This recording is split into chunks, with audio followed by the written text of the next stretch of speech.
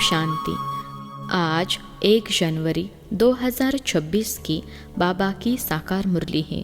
मुरली के महावाक्य हैं, मीठे बच्चे, तुम बाप के पास आए हो रिफ्रेश होने। बाप और वर्षे को याद करो तो सदा रिफ्रेश रहेंगे। प्रश्न है, समझदार बच्चों की मुख्य निशानी क्या होगी?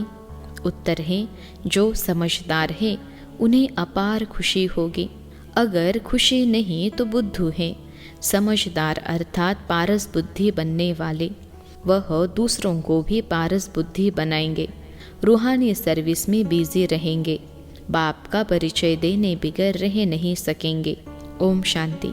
बाप बेट समझाते हैं, यह दादा भी समझते हैं, क्योंकि बाप बेट दादा द्वारा समझाते हैं। तुम जैसे समझते हो वैसे दादा भी समझते हैं। दादा को भगवान नहीं कहा जाता, यह है भगवानुवाच। बाप मुख्य क्या समझाते हैं कि देही अभिमानी बनो। यह क्यों कहते हैं? क्योंकि अपने को आत्मा समझने से हम पतित पावन परमपिता परमात्मा से पावन बनने वाले हैं। यह बुद्धि में ज्ञान है। सबको समझाना है। पुकारते भी हैं कि हम पतित हैं। नई दुनिया पावन जरूर ही होगी। नई दुनिया बनाने वाला, स्थापन करने वाला बाप है। उनको ही पतित पावन बाबा कहे बुलाते हैं। पतित पावन साथ में उनको बाप कहते हैं। बाप को आत्माएं बुलाती हैं, शरीर नहीं बुलाएगा। हमारी आत्मा का बाप पारलौकिक है, वही पतित पावन है। यह तो अच्छी रीति याद रहना चाहिए। यह नई दुनिया है या पुरानी दुनिया है, यह समझ तो सकते हैं ना। ऐसे भी बुद्धू हैं जो समझते हैं हमको सुख अपार है।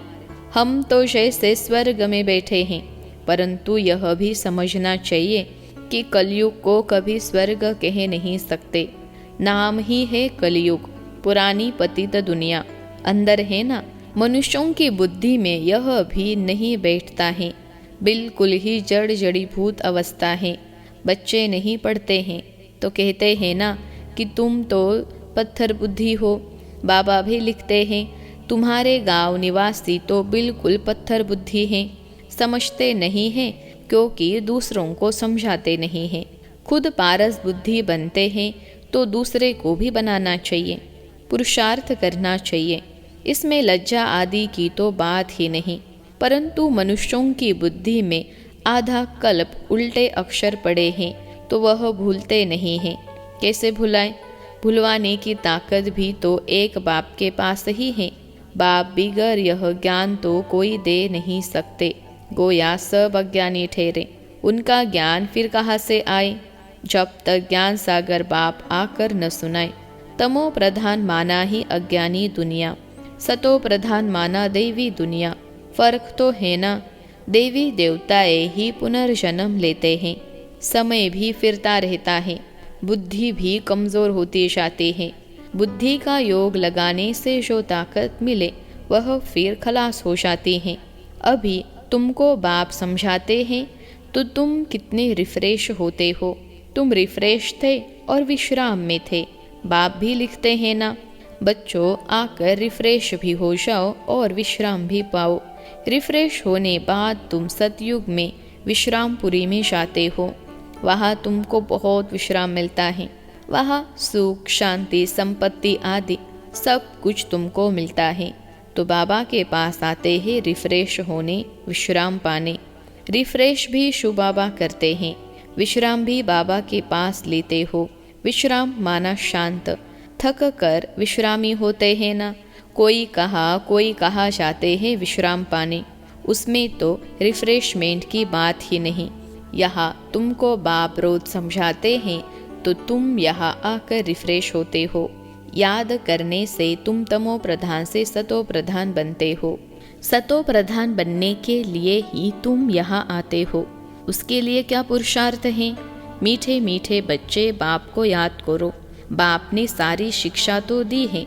यह सृष्टि चक्र कैसे फिरता है, तुमको विश्राम कैसे मिलता है। और कोई भी यह बातें नहीं जानते तो उन्हों को भी समझाना चाहिए, ताकि वह भी तुम जैसा रिफ्रेश हो जाए। अपना फर्ज ही यह है, सबको पैगाम देना। अविनाशी रिफ्रेश होना है। अविनाशी विश्राम पाना है। सबको यह पैगाम दो, यही याद दिलाना है कि बाप को और वर्षे को याद करो। है तो बहुत सहज बात, बेहद का बाप स्वर्ग रचते हैं, स्वर्ग का ही वर्षा देते हैं।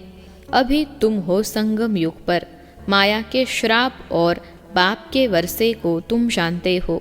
जब माया रावण का श्राप मिलता है तो पवित्रता भी खत्म, सुख शांति भी खत्म, तो धन भी खत्म हो जाता है। कैसे धीरे धीरे खत्म होता है वह भी बाप ने समझाया है।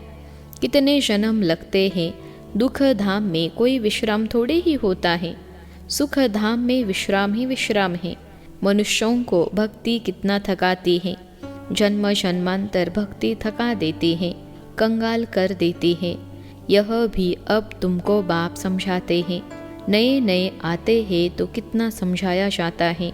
हर एक बात पर मनुष्य बहुत सोच करते हैं, समझते हैं कहाँ जादू न हो।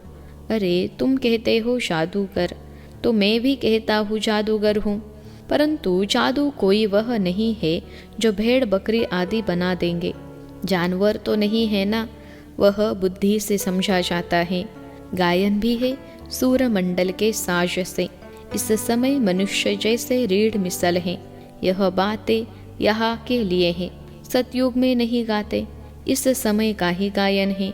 चंडिका का कितना मेला लगता है, पूछो वह कौन थी, कहेंगे देवी। अब ऐसा नाम तो वहाँ होता नहीं। सतयुग में तो सदैव शुभ नाम होता है। श्री रामचंद्र, श्री कृष्ण, श्री कहा जाता है श्रेष्ठ को। सतयुगी संप्रदाय को श्रेष्ठ कहा जाता है। कलयुगी विशेष संप्रदाय को श्रेष्ठ कैसे कहेंगे? श्री माना श्रेष्ठ। अभी के मनुष्य तो श्रेष्ठ है नहीं। गायन भी है मनुष्य से देवता, फिर देवता से मनुष्य बनते हैं, क्योंकि 5 विकारों में जाते हैं। रावण राज्य में सब मनुष्य ही मनुष्य है, वहाँ है देवताएं। उनको डीटी वर्ल्ड, इसको ह्यूमन वर्ल्ड कहा जाता है। डीटी वर्ल्ड को दिन कहा जाता है, ह्यूमन वर्ल्ड को रात कहा जाता है। दिन सोजरे को कहा जाता है, रात अज्ञान अंधियारे को कहा जाता है। इस फर्क को तुम जानते हो, तुम समझते हो। हम पहले कुछ भी नहीं जानते थे, अभी सब बातें बुद्धि में हैं। ऋषि मुनियों से पूछते हैं, रचता और रचना के आदि मध्य अंत को जानते हो? तो वह भी नेति नेति कर गए। वह है असुल अविनाशी बाबा। हम नहीं जानते, अभी तुम समझते हो। हम भी पहले नास्तिक थे, बेहद के बाप को नहीं जानते थे। वह है असुल अविनाशी बाबा, आत्माओं का बाबा। तुम बच्चे जानते हो हम उस बेहद के बाप के बने हैं जो कभी जलते नहीं हैं। यहाँ तो सब जलते हैं, रावण को भी जलाते हैं। शरीर है ना, फिर भी आत्मा को तो कभी कोई जला नहीं सकते। तो बच्चों को बाप यह गुप्त ज्ञान सुनाते हैं जो बाप के पास ही है। यह आत्मा में गुप्त ज्ञान है, आत्मा ही गुप्त है। आत्मा इस मुख द्वारा बोलती है, इसलिए बाप कहते हैं, बच्चे देह अभिमानी मत बनो, आत्म अभिमानी बनो, नहीं तो जैसे उल्टे बन जाते हो, अपने को आत्मा भूल जाते हो। ड्रामा के रास को भी अच्छी रीति समझना है। ड्रामा में जो नोंद है वह हूबहू रिपीट होता है, यह किसको पता नहीं है। ड्रामा अनुसार सेकेंड बाय सेकेंड कैसे चलता रहता है, यह भी नॉलेज बुद्धि में है। आसमान का कोई भी पार नहीं पा सकते हैं, धरती का पा सकते हैं। आकाश सूक्ष्म है, धरती तो स्थूल है। कई चीज़ों का पार पा नहीं सकते, जबकि कहते भी है आकाश ही आकाश, पाताल ही पाताल है। शास्त्रों में सुना है ना, तो ऊपर में भी जाकर देखते हैं, वहाँ भी दुनिया बसाने की कोशिश करते हैं। दुनिया बसाई तो बहुत है ना। भारत में सिर्फ एक ही देवी देवता धर्म था और खंड आदि नहीं था, फिर कितना बसाया है? तुम विचार करो। भारत के भी कितने थोड़े टुकड़े में देवताएं होते हैं। जमुना का कंठा होता है। दिल्ली परिस्तान थी, इसको कब्रिस्तान कहा जाता है, जहाँ अकाले मृत्यु होती रहती है। अमर लोक को परिस्तान कहा जाता है, वहाँ बहुत नेचुरल ब्यूटी होती है। भारत को वास्तव में परिस्तान कहते थे। यह लक्ष्मी नारायण परिस्तान के मालिक है ना, कितने शोभवान हैं, सतो प्रधान है ना, नेचुरल ब्यूटी थी, आत्मा भी चमकती रहती है। बच्चों को दिखाया था कृष्ण का जन्म कैसे होता है, सारे कमरे में ही जैसे चमत्कार हो जाता है। तो बाप बच्चों को बैठ समझाते हैं, अभी तुम परिस्तान में जाने के लिए पुरुषार्थ कर रहे हो, नंबरवार तो ज़रूर चाहिए, एक जैसे सब हो न सके। विचार किया जाता है इतनी छोटी आत्मा कितना बड़ा पहाड़ बसाती है। शरीर से आत्मा निकल जाती है तो शरीर का क्या हाल हो जाता है। सारी दुनिया में एक्टर्स वही पहाड़ बसाते हैं जो अनादि बना हुआ है। यह सृष्टि भी अनादि है, उसमें हर एक का पहाड़ भी अनादि है। उनको तुम वंडरफुल तब कहते हो जबकि जानते हो यह सृष्टि रूपी झाड़ है। बाप कितना अच्छी रीति समझाते हैं। ड्रामा में फिर भी जिसके लिए जितना समय है उतना समझने में समय लेते हैं। बुद्धि में फर्क है ना, आत्मा मन बुद्धि सहित है ना, तो कितना फर्क रहता है। बच्चों को मालूम पड़ता है हमको स्कॉलरशिप लेने की है, तो दिल अंदर खुशी होती है ना। यहाँ भी अंदर आने से ही एम ऑब्जेक्ट सामने देखने में आती है तो ज़रूर खुशी होगी ना। अभी तुम जानते हो यह बनने के लिए यहाँ पढ़ने आए हैं, नहीं तो कभी कोई आ न सके। यह है एम ऑब्जेक्ट। ऐसा कोई स्कूल कहाँ भी नहीं होगा जहाँ दूसरे जन्म की एम ऑब्जेक्ट को देख सके। तुम देख रहे हो यह स्वर्ग के मालिक हैं, हम ही यह बनने वाले हैं। हम अभी संगम युग पर हैं, न उस राजय के हैं न इस राजय के हैं, हम बीच में हैं, जा रहे हैं। खिवैया यानी बाप भी है निराकार, बोट यानी आत्मा भी है निराकार। बोट को खींचकर परम धाम में ले जाते हैं। इनकॉर्पोरियल बाप इनकॉर्पोरियल बच्चों को ले जाते हैं, बाप ही बच्चों को साथ में ले जाएंगे। यह चक्र पूरा होता है, फिर हूबहू रिपीट करना है। एक शरीर छोड़ दूसरा लेंगे, छोटा बनकर फिर बड़ा बनेंगे। जैसे आम की गुठली को जमीन में डाल देते हैं तो उनसे फिर आम निकल आएंगे। वह है हद का झाड़। यह मनुष्य सृष्टि रूपी झाड़ है, इनको वैरायटी झाड़ कहा जाता है। सतयुग से लेकर कलयुग तक सब पाड़ बजाते रहते हैं। अविनाशी आत्मा 84 के चक्र का पाड़ बजाती है। लक्ष्मी नारायण थे तो अब नहीं है, चक्र लगाए अब फिर यह बनते हैं। कहेंगे पहले यह लक्ष्मी नारायण थे, फिर उन्होंका यह है लास्ट जन्म ब्रह्मा सरस्वती। अभी सबको वापिस जरूर जाना है। स्वर्ग में तो इतने आदमी थे नहीं, न इस्लामी न बौद्धि, कोई भी धर्म वाले एक्टर्स नहीं थे सिवाय देवी देवताओं के। यह समझ भी कोई में नहीं है। समझदार को टाइटल मिलना चाहिए ना। जितना जो पढ़ता है नंबरवार पुरुषार्थ से पद पाता है।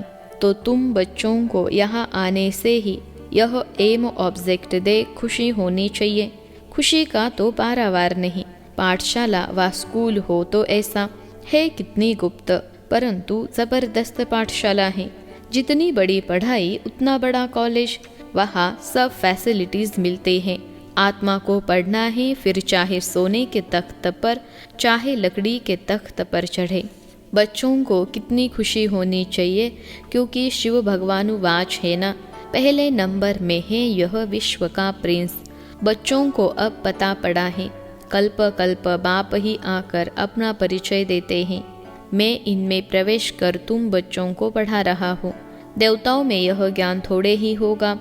ज्ञान से देवता बन गए, फिर पढ़ाई की दरकार नहीं। इसमें बड़ी विशाल बुद्धि चाहिए समझने की। अच्छा, मीठे मीठे सिखिलधे बच्चों प्रति माता पिता बाप दादा का याद प्यार और गुड मॉर्निंग। रूहानी बाप की रूहानी बच्चों को नमस्ते। हम रूहानी बच्चों की सिखिलते रूहानी माता पिता बाप दादा को याद प्यार, गुड मॉर्निंग और नमस्ते बाबा नमस्ते। धारणा के लिए मुख्य सार पहली पॉइंट है, इस पतित दुनिया का बुद्धि से संन्यास कर पुरानी देह और देह के संबंधियों को भूल अपनी बुद्धि बाप और स्वर्ग तरफ लगानी है।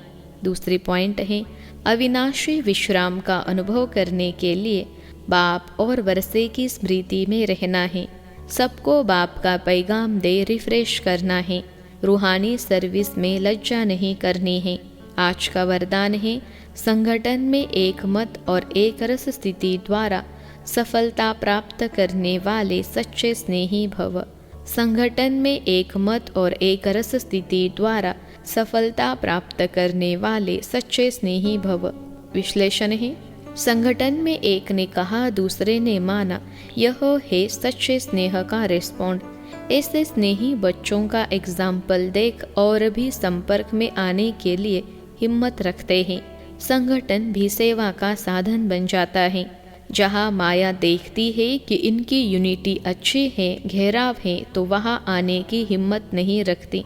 एक मत और एक रस स्थिति के संस्कार ही सतयुग में एक राज्य की स्थापना करते हैं। आज का स्लोगन है, कर्म और योग का बैलेंस रखने वाले ही सफल योगी हैं। कर्म और योग का बैलेंस रखने वाले ही सफल योगी हैं। विशेष नोट, संगम युगी सर्व तीव्र पुरुषार्थी भाई बहनों को नए युग के साथ नए वर्ष की बहुत बहुत बधाइयाँ। नए वर्ष का यह पहला जनवरी मास मीठे साकार बाबा की स्मृतियों का मास है। हम सभी बाबा के बच्चे अव्यक्त वतन की सूक्ष्म लीलाओं का अनुभव करने तथा स्वयं को ब्रह्मा बाप समान संपन्न व संपूर्ण बनाने के लिए पूरा ही मास अपनी बंधन मुक्त जीवन मुक्त स्थिति बनाने के लिए मन और मुख का मौन रखे, बुद्धि बल से अव्यक्ति वतन की सैर करे। इसी लक्ष्य से इस मास के अव्यक्ति इशारे भेज रहे हैं। अव्यक्त इशारे, इस अव्यक्ति मास में बंधन मुक्त रहे, जीवन मुक्त स्थिति का अनुभव करो। बाप दादा चाहते हैं मेरा एक एक बच्चा मुक्ति जीवन मुक्ति के वर्षे का अधिकारी बने। अभी के अभ्यास की सतयुग में नेचुरल लाइफ होगी, लेकिन वर्षे का अधिकार अभी संगम पर है। इसलिए अगर कोई भी बंधन खींचता है तो कारण सोचो और निवारण करो। अच्छा, ओम शांति।